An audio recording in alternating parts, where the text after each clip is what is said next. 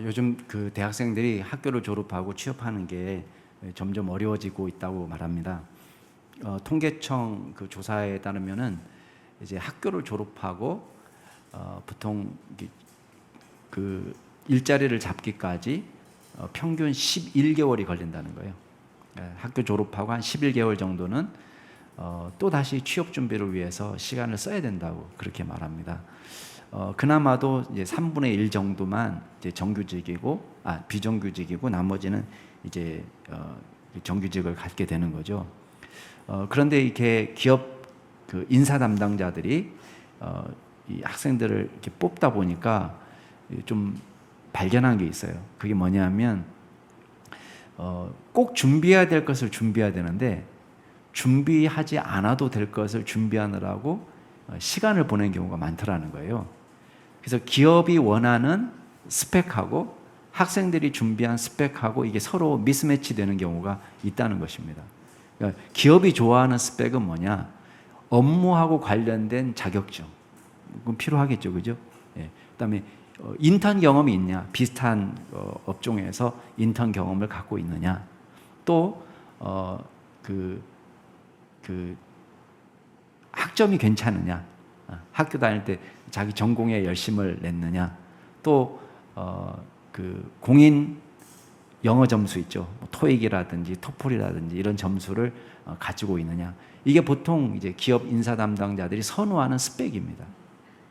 근데 인사 담당자들이 볼 때 별로 이제 중요하지 않아.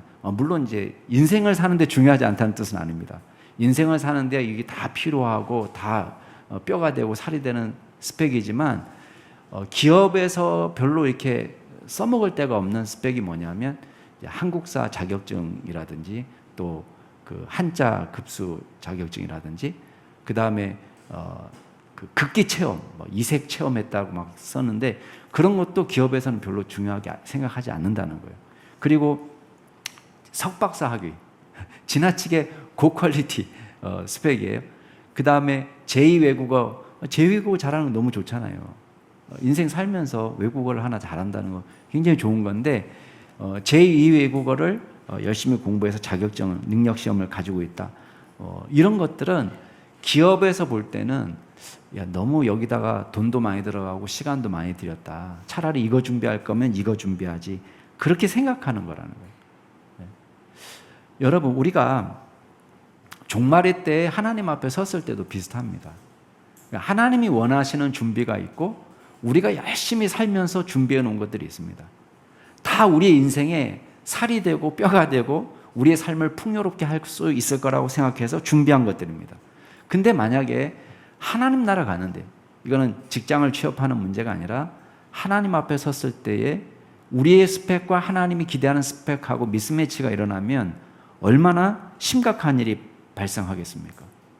저와 여러분들이 꼭 경험하는 게, 저와 여러분이 한 사람도 빠짐없이 반드시 확실한 미래다. 이거는 우리가 반드시 경험하는 거다라는 게 죽음이에요. 아니면 예수님의 재림을 맞이할 겁니다.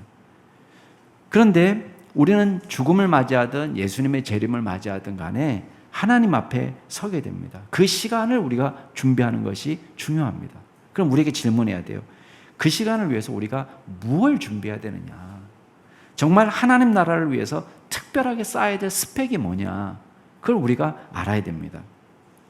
오늘 말씀이 그 사실에 대한 이야기를 하고 있습니다. 자, 첫 번째 중요한 것은 뭐냐면 정말 제대로 그 자리를 준비하는 첫걸음, 가장 중요한 준비가 있어요. 그게 뭐냐면 예수 그리스도를 내 인생의 주인으로 모셔드리는 거예요. 예수님을 영접하는 것입니다. 예수님을 믿고 따라가는 거예요. 하나님의 나라는 이미 시작되었어요. 그렇기 때문에 결단을 미뤄서는 안 됩니다. 내일 하지, 모레 하지. 여러분, 다른 건 미뤄도 괜찮지만, 집 사는 건 미뤄도 되고 다른 건 다 미뤄도 돼요. 그렇지만 절대 미뤄서는 안 되는 게 뭐냐? 예수를 내 삶의 주인으로 모셔드리는 거. 예수님을 믿고 구원받는, 이거는 절대 미루면 안 됩니다. 여러분, 오늘 20절 말씀에 보면 바리새인들이 질문해요. 하나님 나라가 언제 임합니까? 물론 이 바리새인들이 생각하는 그 하나님 나라는 로마의 압제에서 해방된 이스라엘이에요. 이게 이 사람들이 기대했던 하나님의 나라입니다. 우리식으로 표현하면 언제 하나님이 이스라엘 역사에 개입하실 겁니까? 언제 우리를 로마로부터 해방시켜 주실 것입니까? 이걸 지금 질문하고 있는 것입니다. 근데 예수님은 이 질문에 바로 잡아주세요. 20절, 21절 같이 한번 읽어볼까요? 누가복음 17장 20절, 21절 같이 읽겠습니다. 시작. 바리새인들이 하나님의 나라가 어느 때 임하나이까 묻거늘 예수께서 대답하여 이르시되 하나님의 나라는 볼 수 있게 임하는 것이 아니요 또 여기 있다 저기 있다고도 못하리니 하나님의 나라는 너희 안에 있느니라. 여기 보면 눈으로 볼 수 있는 가시적이고 현세적인 하나님의 나라가 아니라는 거예요. 그렇기 때문에 여기 있다 저기 있다 말할 수 없다는 것입니다.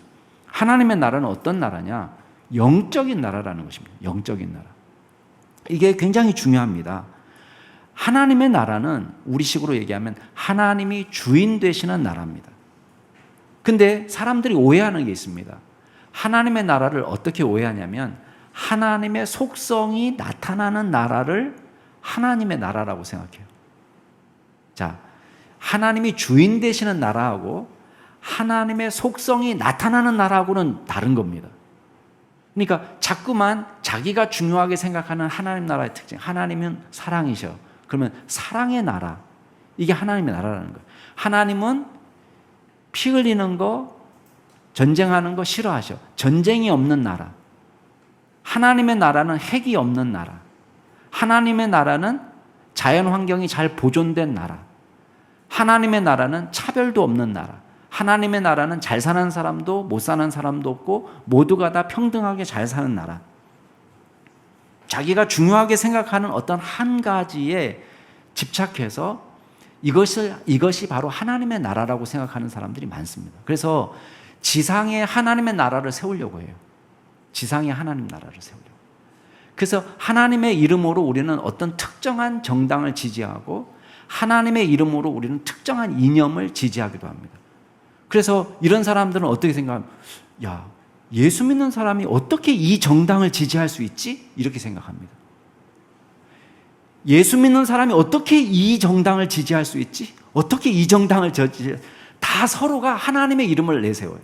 근데 하나님의 이름이나 하나님의 신앙으로 얘기하지만 그것은 자기가 생각하는 하나님은 이런 분이라는 속성을 강조하는 것입니다. 여러분, 물론 부분적으로 그것이 하나님의 성품을 반영할 수 있습니다. 그러나 그건 하나님의 나라가 아닙니다. 여러분, 좋은 복지 시스템을 갖춰놓을 수 있고 좋은 교육 시스템을 갖춰놓을 수 있고 좋은 의료 체계를 갖춰놓을 수 있습니다. 그렇지만 그 나라가 완전합니까? 여러분, 잘 먹고 잘 사는 부자 나라가 풍요로울 수는 있지만 여전히 그 나라에 뭐가 나타나죠? 하나님의 타락이 있어요. 인간의 타락이 있습니다. 인간의 잔인함이 나타납니다. 영적 굶주림이 그곳에 있습니다. 그러니까 하나님의 나라가 아닙니다. 하나님의 나라는 하나님이 주인 되시는 나라고 영적인 나라예요. 먹고 입는 것이 중요하지 않다는 뜻이 아닙니다. 그러나 먹고 입는 문제는 정치가가 해결할 수 있어요. 예수님이 안 와도 좋은 정치가가 나타나면 태평성대를 이루는 것입니다. 2016년에 제3회 기독교 사회복지 엑스포가 열렸어요. 2016년. 근데 그때 주제 컨퍼런스 강사로 누가 갔냐면 이어령 교수님이 갔습니다. 예수 믿고 얼마 지나지 않을 때죠. 근데 이분이 왜 이분을 주제 강사로 초대했을까요?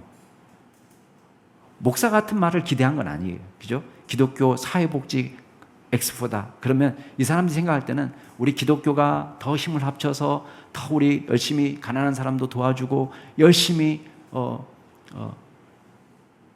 이 시설도 잘 관리하고 그래서 이 사회를 더 아름답고 살기 좋은 사회로 만듭시다. 이거 하기 위해서 모인 거잖아요. 그래서 이어령 교수님을 초대했는데 이분이 강의를 그렇게 했습니다. 뭐라고 강의했냐면 사회복지의 핵심은 사람들을 제대로 먹이는 것에 있습니다. 맞는 말이죠. 교회 역시 사회 속에 들어가 사람들을 먹이는 일에 최선을 다합니다. 그런데 교회가 먹이는 것이 세상이 먹이는 것하고 같아서 되겠습니까? 이렇게 얘기한 거예요. 깜짝 놀란 거죠. 말 그대로 먹는 것을 나눠주면 그것은 기독교 복지가 됩니까? 교회가 줄 수 있는 것이 단순한 일용할 양식이라면 사람들은 더 이상 교회에 나올 이유가 없습니다. 빵을 줄 수 있는 대통령이나 정치가를 찾아가야 되겠죠. 즉 교회의 복지는 정치나 사회 차원에서 이루어지는 복지와 달라야 됩니다. 기독교의 복지는 예수님의 권위로 맹물을 포도주로 만드는 것과 같은 이유가 아닙니다. 오해하면 안 됩니다. 진정 슬픈 자들, 죽어야 될 자들, 먹고 마셔도 여전히 배고프고 목마른 자들, 그들을 구하고 생명을 주기 위해 예수님이 오신 것입니다. 여러분, 교회가 어려운 사람들을 위해서 사회복지 기능을 감당할 수 있어야 됩니다. 그러나 거기에 머물러서는 안 됩니다. 육적인 필요를 넘어서 영적 허기와 목마름을 채워줄 수 있어야 돼요. 이게 하나님의 나라입니다. 잘 먹고 잘 사는 나라가 하나님의 나라가 아닙니다. 놀랍게도 예수님이 뭐라고 얘기하셨어요? 여기 있다 저기 있다. 하나님의 나라는 이렇게 말할 수 있는 것이 아니고 너희 안에 있다 이렇게 얘기해요. 너희 안에 있다. 21절에 보니까 무슨 뜻이에요? 자, 오해하지 마세요. 사람들이 제일 많이 오해하는 부분이 이거예요. 하나님의 마음이 너희 안에 있다 그러니까요, 우리 마음 속에 있다 이렇게 생각할 수 있습니다. 근데 여기서도 엄밀한 의미에서 지금 하나님의 나라가 우리 마음 속에 있다 이렇게 말씀하신 게 아닙니다. 지금 누구한테 얘기하는 거예요? 바리새인들한테 얘기하는 것입니다. 바리새인들한테 야 너희 안에 하나님의 나라가 있어 라고 말하면 바리새인도 구원받은 사람이라고 얘기하는 거랑 똑같아요. 지금 너희 안에 있다는 말은 바리새인의 마음속에 하나님 나라가 있다는 것이 아닙니다. 지금 너희 가운데 나타나고 있다는 뜻이에요. 너희 가운데 어떻게 나타나고 있어요? 예수님이 하나님의 나라예요. 예수님이 왔잖아요. 예수님을 통해서 하나님의 나라가 지금 이미 이루어지고 있습니다. 생명의 역사가 나타나고 죄인들이 회개하고 세리와 죄인들이 와서 예수님의 말씀을 듣고 천국 잔치에 참여하고 있고, 배고픈 사람들이 먹고 병든 사람이 치유받고 귀신에 사로잡혀 살던 사람이 하나님의 종이 되고 하나님의 일꾼이 되고 죄인들이 회개해서 주님의 복음을 증거하는 사람이 되고, 하나님의 나라가 지금 예수님을 통해서 나타나고 있다는 거예요. 펼쳐지고 있다는 거예요. 하나님의 나라는 하나님이 주인 되시고 예수님이 주인 되시는 거예요. 그러면 예수님이 안 계신 곳은 어떤 곳이냐? 그곳은 아무리 아름답게 꾸며져도 그건 하나님 나라가 아닙니다. 예수님을 빼놓고 하나님 나라를 만들면 안 됩니다. 지상 천국을 만들 수 있을지 모르겠습니다. 그렇지만 예수님이 우리 인생의 주인 되실 때 비로소 우리 안에서 하나님의 나라가 시작되는 것입니다. 그러면 잘 보세요. 우리의 관심이 뭐가 돼야 되겠습니까? 지금 20절 말씀에 바리새인들의 관심은 뭐였어요? 한번 보세요. 그건 뭐라고 됩니까? 뭘 물어봤습니까? 언제입니까를 물어봤어요. 언제? 하나님의 나라가 언제 임합니까? 여러분, 우리의 관심사는 언제냐에 관심이 있으면 안 됩니다. 지난주 중에 제게 책 한 권이 배송이 됐습니다. 이단 단체가 보내온 책자예요. 잘 읽어보니까 이 이단 단체는 뭘 주장하냐면 2027년 10월 2일을 그리스도의 재림의 날로 지금 주장하고 있습니다. 엄청나게 많은 성경 구절을 인용했어요. 그러나 비성경적입니다. 그 성경의 의미를 제대로 해석하고 있지 못합니다. 또 다른 시한부 종말론이 나온 것입니다. 여러분, 이런 주장은 주기적으로 반복해서 나옵니다. 우리는 생각합니다. 재림의 날짜를 정확히 알아야지 준비하지. 여러분, 그거는 우리가 준비할 스펙이 아니에요. 재림의 날짜를 제대로 아는 것이 재림을 제대로 준비하는 것이냐? 천만의 말씀이에요. 그건 중요하지 않습니다. 지금 예수님을 통해서 펼쳐지는 하나님의 나라가 바리새인들 앞에 나타나고 있습니다. 그럼 뭐 해야 되겠습니까? 언제입니까가 중요한 게 아니에요. 지금 여기서 예수님을 우리의 인생의 주인으로 받아들이는 것. 그게 더 중요한 것입니다. 언제입니까? 물을 필요가 없습니다. 우리는 지금 예수님의 인도하심에 따르겠습니다. 예수님을 내 생명의 주인으로 믿고 섬기겠습니다. 예수님을 메시아로 믿고 따라가시는 믿음의 종이 될 수 있기를 바랍니다. 이게 제대로 된 준비예요. 자, 두 번째 중요한 게 있습니다. 두 번째는요, 그리스도의 재림, 하나님 나라의 완성을 소망 중에 인내하면서 기다려야 돼요. 이 기간이 생각보다 깁니다. 하나님의 나라가 가까이 왔다고 말씀하셨습니다. 그러나 이 기간은 우리에게는 상대적으로 제법 길 수 있습니다. 여러분, 개인의 종말도요, 제법 깁니다. 우리는 충분히 타락할 만큼 긴 시간을 받았습니다. 좋은 신앙으로 준비할 수도 있지만 충분히 타락하기에도 넉넉한 시간이에요. 시한부 종말론도 극단적이지만 또 다른 극단이 있어요. 그건 뭐냐? 그리스도의 재림을 거의 신화적 수준으로 생각하는 거예요. 이것도 또 다른 극단입니다.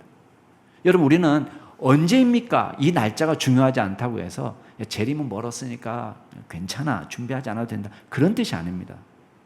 우리는 소망 중에 인내함으로 그리스도의 재림을 소망하며 기다려야 됩니다. 예수님을 믿을 때 하나님 나라가 우리 안에서 이미 시작됐어요. 그죠? 예수님을 우리 주인으로 모셔드릴 때 주님의 다스림이 우리 안에서 이미 시작됐습니다. 그러나 이게 완성된 건 아니에요. 어때요? 우리 안에 완전하게 하나님의 나라가 이루어졌습니까? 아니, 여전히 우리는 죄악 가운데 쓰러지기도 하고 넘어지기도 하고 유혹을 받기도 하고 믿음이 흔들리기도 하고, 그래서 우리는 하나님의 나라의 완성을 지금 바라보고 있습니다. 누가복음 17장 22절 보면, 여러분 한번 22절 보세요. 거기 보면 제자들에게 예수님 뭐라고 얘기하시냐면, 너희가 인자의 날 하루를 보고자 하되, 인자의 날 하루는 뭐겠어요? 그리스도의 재림 때 완성될 하나님의 나라예요. 그 하나님의 나라가 완성되는 그 날을 보고자 하지만 보지 못할 거다라고 이야기했습니다. 그러니까 제자들도 벙 쪘겠죠. 왜냐하면 제자들은요, 이 말 들어도 제대로 이해를 못해요. 왜냐하면 19장에 가면 예루살렘에 올라갈 때 사람들이 막 환호성을 치고 종려나무 가지를 흔들고 예수님을 맞이하고 그러니까, 그때의 제자들의 기대는 뭐냐면 하나님의 나라가 당장에 나타날 거다, 그렇게 기대했다는 거예요. 그러니까 아직도 잘 이해를 못하고 있습니다. 근데 우리가 예수님의 재림을 생각할 때 꼭 주의해서 생각할 점이 있습니다. 그게 뭐냐면, 예수님의 재림이 어떤 특정 지역이나 특정 단체에 은밀하게 내리지 않는다는 거예요. 자꾸 이단들은 그걸 주장하거든요. 우리 가운데 예수님이 오신다, 우리 가운데 예수님이 오셨다, 오실 것이다, 언제 오실 것이다, 어디 가면 안전하다, 이게 이단들이 주장하는 것입니다. 패턴이 비슷합니다. 여러분 속지 마시기 바랍니다. 23절에 보면 예수님이 이걸 경고하고 있어요. 23절 같이 읽어볼까요? 시작. 사람이 너희에게 말하되 보라 저기 있다, 보라 여기 있다 하리라. 그러나 너희는 가지도 말고 따르지도 말라. 예수님 여기 왔어, 예수님 여기 임하셨어, 여기 이분이 재림주야, 이분이 재림주야, 가지 말라는 거예요. 성경에 분명히 얘기했어요. 나중에 가시면 안 돼요, 여러분. 난 들은 기억이 없다 이렇게 하시면 안 됩니다. 발뺌하지 마세요. 제가 분명히 말씀드렸어요. 재림주가 여기 왔다 저기 왔다 해도 절대 가지 말라는 거예요. 가지도 말고 따르지도 마라. 여러분, 마지막 때 그리스도인이 당하게 될 고난이 거셀 수 있습니다. 그 거센 것 중에 하나가 뭐냐면 미혹하는 영이에요. 미혹하는 영. 우리를 미혹하는 거짓 선지자, 적그리스도들이 나타나게 됩니다. 이 사람들이 주장하는 건 크게 두 가지예요. 하나는 뭐냐면 특정 장소가 거룩하다는 거예요. 그래서 어디로 모이라고 얘기합니다. 과천이 거룩하다, 강원도 어디가 거룩하다, 한국을 떠나야지 산다, 한국에 들어와야지 산다, 별별 주장이 다 나옵니다. 여러분, 통일교도 마찬가지예요. 통일교가 주장한 건 뭐였습니까? 예수님이 재림하실 동방의 나라는 어디냐? 한국이다라고 얘기한 거예요. 문선명 자신이 동방의 나라 한국에 나타난 재림주라고 주장합니다. 동방, 이사야에도 동방이란 말이 나오지만 그 동방은 코리아를 말하는 게 아니에요. 동방, 동쪽에 고요한 아침의 나라, 한국. 여러분, 그 이사야서의 동방은 이스라엘을 중심으로 한 동쪽 나라예요. 그 동쪽 나라가 원래는 어떤 나라였어요? 우상 숭배가 버글버글 하던 나라예요. 우상이 바글바글 있어요.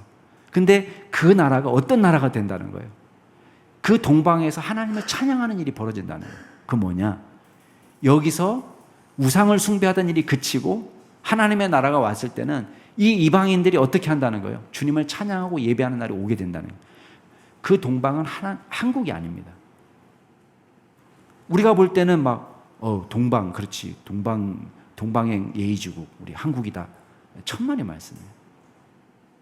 또 다른 주장들은 뭐냐면 자기네가 은밀하게 그리스도를 모시고 있다는 주장이 나옵니다. 재림주가 우리 가운데 오셨다. 마태복음에 보면 보라 그리스도가 광야에 있다고 해도 나가지 말고, 광야는 이제 어떤 특정 장소를 얘기하겠죠. 또 골방에 있다고 하여도 믿지 마라. 골방은 은밀한 장소예요. 이 골방에 와서 해도 믿지 말라는 거예요. 재림의 시기, 비밀, 우리만 갖고 있는 것처럼 주장하는 단체가 나타납니다. 마지막. 여러분 거기는요 100%이다 아니에요. 100%이다. 지금 2027년 10월 2일 얼마 남았습니까? 5년 남았어요. 5년. 이 사람들 주장대로 하면 시한부 종말론을 주장하는 사람들도 이 비슷한 무리입니다. 여기에 속지 말아야 됩니다. 예수님께서는 너희는 가지도 말고 따르지도 말라라고 말씀하셔요. 오히려 24절에 보면 재림은 절대 은밀하게 일어나지 않습니다. 24절 같이 읽어보겠습니다. 시작. 번개가 하늘 아래 이쪽에서 번쩍이어 하늘 아래 저쪽까지 비침같이 인자도 자기 날에 그러하리라. 자, 번개 치면 어떻게 합니까? 은밀하게 골방에서만 번개가 치나요? 아니에요. 번개가 번쩍하면요 저쪽 끝에 있는 사람이나 이쪽에 있는 사람이 다 봐요. 번개는. 예수님의 재림도 이와 같을 거라는 거예요. 모르게 올 수 없고 누구든지 보면 예수님이구나 라고 알 만큼, 심지어는 불신자들도 알아볼 만큼, 불신자들도. 마태복음 24장에 보면 이 똑같은 이 병행구절에 그런 말씀을 하고 있습니다. 인자의 징조가 하늘에서 보이겠고 그때 땅의 모든 족속들이 통곡하며, 잘 들어보세요. 땅의 모든 족속들이 통곡하며 그들이 인자가 구름을 타고 능력과 큰 권능으로 오는 것을 보리라. 여기서 왜 통곡했을까요? 이 사람들은 믿는 사람입니까? 믿지 않는 사람들입니까? 믿지 않는 사람들이에요. 믿지 않는 사람들인데 예수님이 오시는 것을 보고 자신에게 심판이 임했다는 것을 깨닫고 불신자들이 통곡하며 지금 울고 있는 거예요. 신자들은 찬양하며 예수님을 맞이하겠죠. 예수님이 재림 때에 불신자들도 알아볼 만큼 공개적으로 오신다는 거예요. 자, 그렇기 때문에 우리가 기억해야 됩니다. 우리는 자꾸만 재림 때의 고난을 피할 생각을 하지만 예수님께서는 우리 제자들이 당해야 될 그 고난, 재림에 이전에 당해야 될 고난에 대한 이야기를 하셔요. 그리고 예수님도 재림 이전에 먼저 걸어가셔야 될 십자가의 길을 이야기합니다. 25절이 그거예요. 그러나 그가 먼저 많은 고난을 받으며 이 세대에게 버림받아야 할지니라. 영광의 그리스도로 재림하시기 전에 거쳐가야 될, 완성해야 될 사명이 있습니다. 그게 뭐냐? 십자가라는 거예요. 영광의 그리스도는 심판주로 오십니다. 그렇지만 이 땅에서 지상에 처음 초림하신 예수님은 반드시 뭘로? 십자가로, 십자가의 길을 걸어가셔야 된다는 거예요. 생명을 위하는 일을 위해서는요 고난이 꼭 필요합니다. 크리스찬도 마찬가지입니다. 여러분 재림 전에 크리스찬들이 여러 박해를 받게 됩니다. 2022년 1월달, 금년 1월달에 그 오픈 도어스에서 세계 기독교 박해 보고서를 냈습니다. 해마다 세계 기독교 박해 보고서를 냅니다. 그런데 북한이 20년 동안 1등을 했어요. 20년 동안. 근데 금년에만 2등으로 물려났어요. 1등이 누구냐? 아프가니스탄. 탈레반 정권이 들어오면서 기독교인들이 많은 박해를 받았습니다. 근데 여러분 박해 지수는 오히려 더 올라갔습니다. 북한이 2등이지만 박해 지수는 96점이에요. 100점 만점에 96점. 그러니까 작년에 1등 했어도 96점보다 적은 점수로 1등을 한 거예요. 근데 지금은 2등이지만 점수는 96점으로 올라간 거예요. 그러니까 박해의 정도는 점점 더 심해지고 있다는 거예요. 작년 한 해 전 세계적으로 예수 믿는다는 이유만으로 살해된 사람이 몇 명인지 아세요? 5,898명입니다. 교회가 외부의 공격, 테러의 공격을 받아가지고 불이 타거나 공격을 받은 횟수가 몇 개냐? 5,110개입니다. 내가 예수 믿는다는 이유만으로, 다른 범죄를 저지르지 않고 예수만 믿는다는 이유만으로 감옥에 들어간 사람이 6,175명입니다. 어마어마합니다. 여러분 21세기의 대명천재 요새도 그런 일이 일어나느냐? 그런 일이 일어납니다. 믿는다는 이유만으로 다른 이유 없이 예수 믿기 때문에 목숨을 잃은 이유 숫자가 5,898명. 어마어마하지 않습니까? 빌립보서 1장에 바울이 이렇게 고백합니다. 그리스도를 위하여 너희에게 은혜를 주신 것은 다만 그를 믿을 뿐 아니라 또한 그를 위하여 고난도 받게 하려 하심이라. 그러므로 진정한 재림을 준비하는 자세는요, 어디 가면 안전할까? 그게 재림을 준비하는 자세가 아닙니다. 재림의 때를 정확히 알려고 하는 것도 헛수고예요. 그러면 재림을 제대로 준비하기 위해서, 자, 아까 우리 처음에는 예수님을 영접해야 된다고 그랬어요. 그죠? 두 번째는 소망 중에 그리스도의 재림을 기다리라고 그랬습니다. 인내하면서. 왜? 시험도 오고 미혹도 있고 또 육체적 박해도 있고 두 가지가 다 일어나요. 우리에게 유혹도 있고 예수님이 여기 있다 저기 있다 유혹도 있고 또 육체적인 박해도 오기 때문에 우리가 인내로 그리스도의 재림을 기다려야 돼요. 마지막으로 우리에게 당부하는 게 있습니다. 그건 뭐냐면 늘 깨어있는 신앙이에요. 늘 깨어있는 신앙. 왕년에 깨어있었던 신앙이 아니고 내가 20살 때 열심히 믿었던 처녀 때 열심히 믿었던 신앙이 아니고 늘 깨어있는 신앙. 늘 깨어있는 신앙. 예수님께서는 역사적으로 실제했던 반면교사로 두 가지 시대를 이야기합니다. 하나는 노아 홍수 시대, 또 하나는 소돔이 심판받을 시대입니다. 그 당시의 모습과 마지막 재림 때의 모습이 비슷한 점이 있어요. 자, 26절부터 우리 30절까지 한번 읽어보겠습니다. 26절부터 30절까지 시작. 노아의 때에 된 것과 같이 인자의 때에도 그러하리라. 노아가 방주에 들어가던 날까지 사람들이 먹고 마시고 장가들고 시집가더니 홍수가 나서 그들을 다 멸망시켰으며 또 롯의 때와 같으리니 사람들이 먹고 마시고 사고 팔고 심고 집을 짓더니 롯이 소돔에서 나가던 날에 하늘로부터 불과 유황이 비오듯 하여 그들을 멸망시켰느니라. 인자가 나타난 날에도 이러하리라. 자, 물론 그 원문 성경의 단어는 조금 다릅니다. 단어는 조금 다르지만 내용적으로 같은데 인자의 때에도 그러하리라. 이게 두 번 반복해서 나와요. 26절하고 30절 말씀하고. 단어는 조금 다르지만 표현은 조금 다르지만 인자의 때에도 그러하리라. 그냥 비슷하다는 얘기죠. 그럼 두 시대는 하고 그 당시 노아 홍수 시대 또 소돔이 심판을 받던 시대 그 시대하고 재림의 때하고 뭐가 비슷하냐? 뭐가 비슷하기 때문에 인자의 때에도 그러하다고 말씀하시느냐? 첫 번째는요. 심판 직전까지도 사람들이 모르고 평범한 일상생활을 진행합니다. 평범한 일상생활을 그냥 하고 있습니다. 시집가고 장가가고 지극히 평범한 일상이 진행되는 거예요. 경고가 없었던 건 아닙니다. 노아도 경고를 했습니다. 홍수로 심판이 온다. 종말이 온다. 롯도 경고를 했습니다. 하나님이 이 소돔과 고모라를 멸망시키신다. 그래도 사람들은 믿지 않습니다. 그냥 농담으로 받아들입니다. 그러면서 그냥 정상적인 생활을 계속 진행하는 거예요. 물론 우리가 재림의 때에 특별한 징조들은 나타날 거예요. 그렇지만 여러분들이 이걸 이해하셔야 됩니다. 사람들이 자꾸 그러거든요. 어디서 전쟁이 나면 이 전쟁이 무조건 아마겟돈 전쟁이다. 이렇게 연결해서 종말하고 같이 연결시켜요. 그리고 지진이 일어나거나 기후변화가 일어나면 그 봐라 성경에 나왔잖아.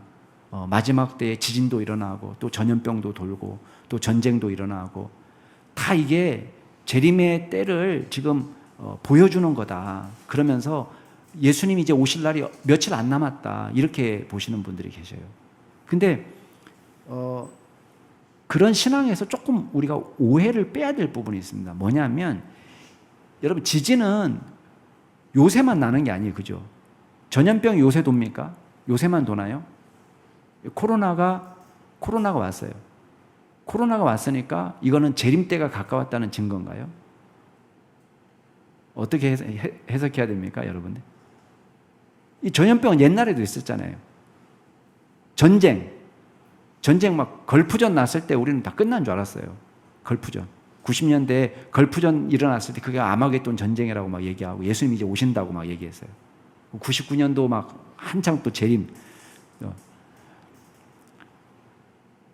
여러분, 이게 어떤 시기나 어떤 장소에 대한 문제라고 생각하면 이게 문제가 풀리지가 않아요. 여러분, 지진을 예수님이 얘기하시고 전염병을 얘기하시고 기근을 얘기하신 이유가 있어요. 그 이유는 뭐냐면 이렇게 적용하면 맞아요.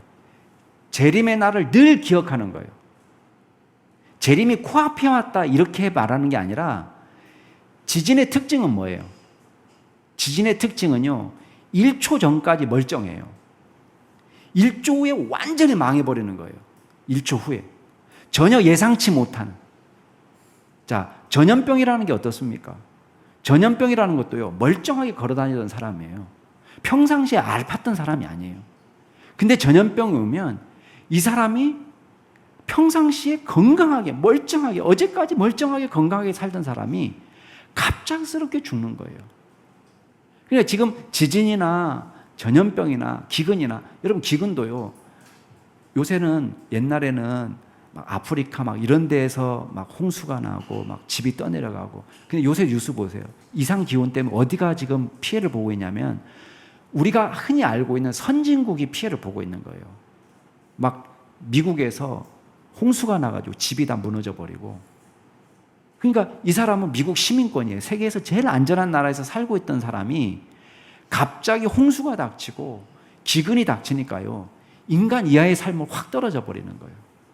이거예요. 재난이라는 것은 우리에게 우리가 알고 있는 지구가 이게 영원히 존재하지 않을 수 있구나라는 걸 깨닫게 하는 거예요. 며칠을 계산해 놔라, 그게 아니에요. 지금 한 달 후에, 1년 후에, 5년 후에 예수님 오신다, 그걸 계산하라는 뜻이 아니라 멀쩡하던 이 땅이, 멀쩡하게 살아있던 우리가 어느 한순간 완전히 무너질 수 있구나. 이거는 뭘 우리에게 얘기하냐면 재림? 무슨 재림이야. 이러던 사람들이, 멀쩡하게 사회 잘 돌아가는데 무슨 재림이야 하는 사람들이 깜짝 놀랄 만한 일이 벌어진다는 거예요. 그걸 준비하라는 거예요. 두 번째는 뭐냐면 다수가 준비하지 못하고 있다는 것입니다. 여러분, 충분한 시간이 있습니다. 노아가 방주를 일주일 만에 뚝딱 지은 게 아니에요. 충분히 방주를 지었어요. 그 기간이 어떤 기간이에요? 사람들은 그 기간을 보면서 저 미친놈 다 했네, 산에서 배를 짓네, 저 사람이 홍수로 이 땅이 멸망하는 날이 온다라고 말하는 미친놈일세. 여러분, 이거를 몇 년 반복하는지 아세요? 몇 년? 적어도요 100년 가까이 하는 거예요. 100년 가까이. 아무도 믿지 않아요. 그러니까 농담으로 여기고 먹고 마시고 장가가고 사고 팔고 심고 짓고. 여러분, 이게 뭐 잘못됐습니까? 먹고 살려면 장사도 해야 되고 또 집도 지어야 되고 장가도 가야 되고 애도 낳아야 되고 다 일어나야 돼요. 일상생활이 진행이 돼야 됩니다. 근데 왜 이거를 지금 예수님께서 문제 삼고 있습니까? 이게 죄이기 때문에? 아니에요. 이거는 굉장히 중요한 일이지만 예수님의 재림을 생각하고 심판을 생각하면 이거는 상대적 가치를 갖는 거예요. 가장 먼저 준비해야 될 게 뭐예요? 가장 먼저 준비할 것은 재림을 준비하는 것입니다. 그걸 지금 빼놨어요. 여러분, 심판은 우리가 방정식 풀 때요, 심판을 항상 상수로 놔야 돼요. 심판은 반드시 일어나요. 이건 변수가 아니에요. 항상 상수. X나 Y가 아니에요. 변수가 아니라 변함없이 딱 무조건 집어넣어야 될, 고차 방정식에 이거 없으면 안 될 심판을 딱 집어넣고 나머지를 계산해야 해요. 나머지는 모두가 다 어떻게 되냐? 변수가 돼요. 변수. 여러분 31절에 보세요. 그날이 어떤 날이에요? 마지막 심판의 때. 가까이는 예루살렘 멸망이지만 길게는 예루살렘이 재림의 때. 여러분, 예수님이 재림하실 때, 예루살렘 멸망 때도 마찬가지예요. 여러분, 망해가는데 지붕 위에 있던 사람, 밭에서 일하던 사람이 세간을 가지려고 집으로 돌아가고. 여러분, 집에 다 여러분들이 좋아하는 물건들이 있죠. 여러분이 가장 사랑하는 보물 1호가 뭐예요? 보물 1호. 근데 그거를 심판과 죽음 앞에 갖다 놔보세요. 그 보물 1호가 큰 의미가 없어집니다. 그건 변수입니다. 근데 예수님이 지금 얘기하는 건 뭐냐면 얼마나 심판이 다급한지 돌아가서 그 세간을 챙길 만큼 여유도 없고 그것이 우리의 생명도 보장해 주지 못한다는 거예요. 그러면서 32절에 롯의 처를 기억하라는 거예요. 롯의 처.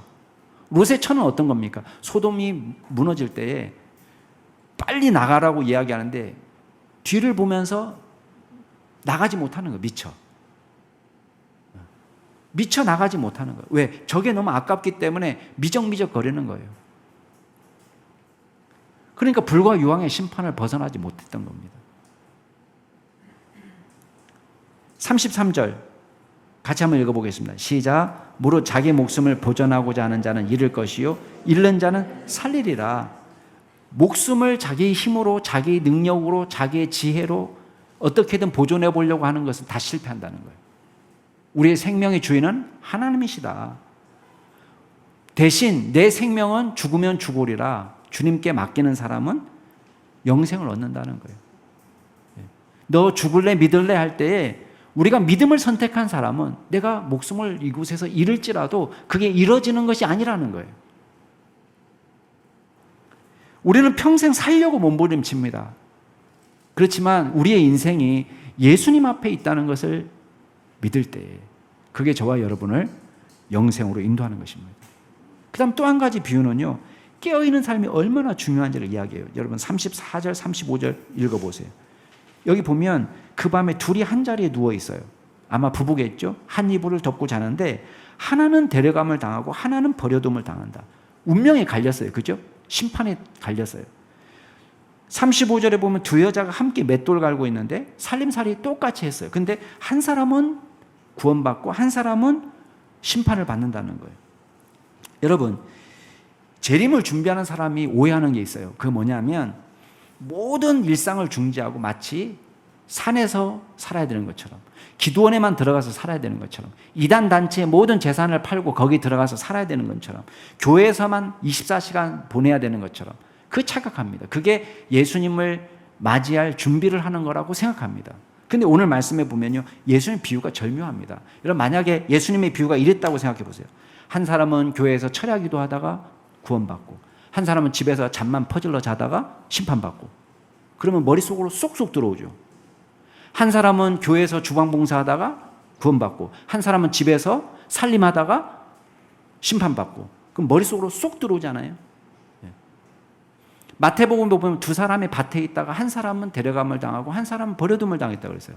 근데 이 비유를 한 사람은 목사가 돼가지고 열심히 선교하다가 구원받고, 한 사람은 밭에서 직장생활 하면서 여러 가지 일을 하다가 그냥 심판받고, 이렇게 하면 머릿속으로 쏙 들어올 것 같아요. 근데 예수님은 지금 그 비유를 하지 않는 거예요. 우리처럼 오해할 사람이 있을 거예요, 분명히. 그래서 뭐라고 얘기한 거예요? 두 사람이 같이 잠을 잤어요. 겉으로 보면 똑같아요. 두 사람이 맷돌 갈았어요. 똑같이 살림살이 했어요. 두 사람이 다 직장생활 했어요. 밭에 가서 일을 했어요. 근데 뭐가 달랐다는 거예요? 믿음이 달랐다는 거예요. 직업이 다른 게 아니에요. 장소가 다른 게 아니에요. 어디 있었느냐가 아니에요. 둘 다 몰랐어요. 예수님은 언제 오실지 몰랐어요. 둘 다 같은 장소에 있지만, 그러니까 보세요. 뭐가 중요해요? 장소도 중요하지 않고 때도 중요하지 않은 거예요. 근데 사람들이 다 여기다 천착해요. 제가 말해도요, 또 여기서도 헷갈린 사람 생길지 몰라요. 제발 그러지 않았으면 좋겠어요. 마태복음 보면 그렇기 때문에 깨어있으라고 말해요. 깨어있으라. 언제 올지 몰라요. 깨어있으라. 어느 날에 주가 임할는지 너희가 알지 못함이라. 여러분, 24시간 잠을 자지 말라는 뜻이 아닙니다. 여러분, 이 비슷한 말이 누가복음에 나오는데, 누가복음에서는 스스로 조심해라. 누가복음 21장에 가면. 그렇지 않으면 방탕함과 술취함과 생활의 염려로 마음이 둔하여지고 뜻밖의 그날이, 주님의 재림이 덫과 같이 너에게 임하게 될 거다. 깨어있는 삶을 살라는 거예요. 믿음 안에서. 모든 일상을 믿음으로 살라. 여러분, 우선순위가 문제가 아니라 뭐가 문제라고 제가 말씀드렸죠? 가치의 문제라고 얘기했어요. 가치의 문제. 무슨 가치를 가장 중요하게 놓고 우리의 일상을 살아가느냐가 중요해요. 교회 먼저 가고 성경 먼저 읽고 나중에 살림하고, 이게 중요한 게 아니라, 우선순위의 문제가 아니라 내가 무엇을 가장 마음의 중심에 두고 나머지 일생을 살아가느냐, 그게 중요하다는 거예요. 그럼 사람들이 또 물어요. 여러분, 질문도 이상해요. 자, 37절 같이 한번 읽어볼게요. 37절 같이 한번 읽겠습니다. 시작. 그들이 대답하여 이르되 주여 어디 오니까? 이르시되 죽음이 있는 곳에는 독수리가 모이느니라. 또 뭐 질문하죠? 장소를 물어봐요. 어디입니까? 어디가 안전합니까? 언제 오십니까? 근데 예수님이요, 어디냐 장소를 말하지 않고 이렇게 말씀하세요. 죽음 있는 곳에 독수리가 모인다. 시체가 있으면 거기 독수리가 와서 뜯어먹을 때 단순히 모여있다. 어떤 사람은 이거를 이렇게도 해석합니다. 원인과 결과잖아요. 죽음이 원인이라면 결과는 독수리가 모여있는 거예요. 그러니까 원인과 결과가 있듯이 그리스도의 재림도 징조가 나타나면 그 징조를 보고 결과를 미리 예측해라. 그래서 예수님의 재림은 믿는 사람에게는 갑자기 임하는 것이 아니라 예측 가능한 시기에 올 거다. 그러면서 굳이 또 재림의 시기를 또 계산하는 사람도 있어요. 근데 그 뜻이 아니에요. 여기서는 좀, 물론 예수님의 징조가 있으면 그리스도의 재림도 확실하게 일어난다. 원인과 결과가 있는 것처럼 그렇게도 해석할 수 있지만, 이 말씀은 이렇게 이해를 해야 돼요. 여러분, 죽은 시체가 있으면 독수리가 모여요. 뜯어 먹으려고. 여러분, 시체가 어디에 자빠지면 독수리로부터 안전할까요? 독수리의 매서운 눈을 피할 장소가 없어요. 죄인이 어디에 숨으면 안전할까요? 내가 예수도 믿지 않고 죄인인데 죄인이 어디다 숨으면 안전하냐 말이에요. 안전한 곳은 없어요. 죄인은 하나님의 매서운 심판의 눈을 피해갈 수 없습니다. 어디냐는 것은 중요하지 않아요. 바리새인들은 어디가 안전합니까? 여러분, 바리새인이 안전한 곳이 어디 있습니까? 죄인이 안전한 곳이 어디 있습니까? 여러분, 하나님은 의인과 죄인을 아세요. 둘이 똑같이 한 입을 덮고 살아도, 똑같이 한 집에서 밥 먹고 살아도, 똑같은 직장에 다녔어도 하나님의 매서운 심판의 눈은 의인과 죄인을 가르셔서, 믿음의 사람과 불신한 자를 가르셔서 마지막 때에 구원과 심판이 임할 거예요. 사랑하는 우리 성도 여러분, 언제 오실지, 어디로 주님이 오실지 아는 것은 여러분 구원을 위해서 별 도움이 안 됩니다. 쓸데없는 스펙을 쌓는 거랑 똑같아요. 알 수도 없고 안전한 장소도 없습니다. 이게 중요한 정보라면 예수님 벌써 말씀해 주셨을 거예요. 그러나 우리에게 중요한 게 있어요. 그게 뭐냐? 이미 예수님을 통해서 하나님 나라는 시작이 됐어요. 그 예수님을 우리가 마음의 구주로, 우리의 인생의 삶의 구주로, 우리의 영혼의 구세주로 영접하는 거예요. 그래서 주인을 바꾸세요. 내가 내 인생을 주장하였다면 지금부터는 예수님 따라 살겠습니다. 주인을 바꾸는 일이 여러분 가운데 일어날 수 있게 되기를 바랍니다. 여러분, 주님이 천국 되시는, 그리고 늘 깨어서 믿음 안에서 사세요. 벼락치기 하듯이 주님을 준비할 수 없습니다. 우리가 늘 깨어서 하나님의 말씀 안에서 늘 주님과 더불어 동행하면서 순수한 신앙으로, 말씀대로 신앙하는 귀한 저와 여러분이 될 수 있기를 주의 이름으로 축복합니다. 같이 한번 기도하겠습니다. 이 시간 기도하실 때에 우리 그런 기도하겠습니다. 하나님, 마지막 때에 우리가 이단에 미혹당하지 않고 진리의 말씀 가운데 거하면서 재림을 준비하는 건강한 믿음의 사람이 될 수 있도록 우리 한 가지만 놓고 주님 앞에 기도하면서, 통성으로 기도하면서 나가시겠습니다. 기도하겠습니다. 오 아버지 하나님, 주님 우리를 불쌍히 여겨 주시옵소서. 주여, 우리가 예수님이 오실 날짜를 계산하는 일에 쓸데없는 시간을 보내지 않게 하시고 쓸데없는 호기심을 갖지 않게 하옵소서. 예수님이 재림하실 때 안전한 장소를 찾지 않게 하여 주옵소서. 우리가 우리의 마음을 준비하게 하시고 우리의 믿음을 준비하게 하여 주시고 성령 안에 늘 깨어있는 믿음의 종으로 살 수 있도록 도와주시옵소서. 예수 그리스도를 우리 인생의 주인으로 모시고 믿음 안에 살게 하여 주시고, 우리가 어떤 이단에도 미혹되지 않고 하나님 진리의 말씀 가운데 거하는 믿음의 종들이 다 될 수 있도록 주여 인도하여 주옵소서. 게으르거나 나태하지 않게 하여 주옵소서. 왕년의 20대 처녀 때의 신앙, 총각 때의 신앙을 앞세우고 느슨한 마음으로 살지 않게 하여 주시고 우리가 열심을 다하여 주님을 늘 섬기고 주님과 더불어 동행하는 귀한 종들이 될 수 있도록 주여 인도하여 주시옵소서. 아버지 하나님, 우리가 허술하게 주여 게으르고 나태하게 있다가 갑작스럽게 닥친 예수 그리스도의 재림을 주여 온전히 기쁨으로 맞이하지 못하는 일이 일어나지 않도록 주여 저희들을 불쌍히 여겨주시고 늘 깨어서 기도하고 스스로 조심하고 우리가 방탕함과 술 취함에 빠져 우리의 마음이 죄로 무감각하게 되는 어리석은 일이 일어나지 않도록 주여 저희들을 붙들어 주옵소서. 그리하여 주님과 더불어 존귀하신 하나님, 우리가 늘 깨어 주 안에 거하기를 소원합니다. 주님을 믿고 따르고 섬기고 예배하고 주님 맡겨주신 사명을 잘 감당하며 하루하루 주님과 더불어 기쁨으로 살아가는 믿음의 종들이 다 되게 하시고 마지막 주님이 오실 때에 기쁨으로 맞이하는 믿음의 종들이 다 될 수 있도록 도와주옵소서. 감사드리며 모든 말씀 예수 그리스도의 이름으로 기도드리옵나이다. 아멘.